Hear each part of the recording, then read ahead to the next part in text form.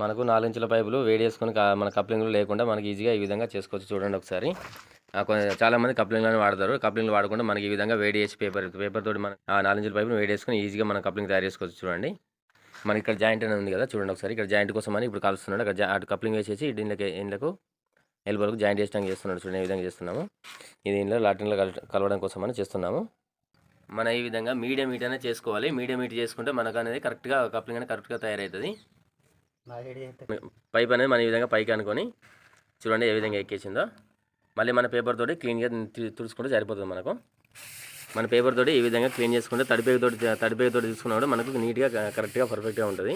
ఇది మనకు లోపల భూమిలో పోతుంది కాబట్టి మన ఎర్ర పైపును వైట్ పైప్ అనేది జాయింట్ చేసినాము. ముక్క ఉంది కాబట్టి దీనికి వేస్ట్ చేయదని చెప్పేసి ఇలా జాయింట్ చేయడం జరిగింది. ఇది మనకు బయట వచ్చే కాడ మాత్రం ఈ విధంగా చేసుకోవద్దు.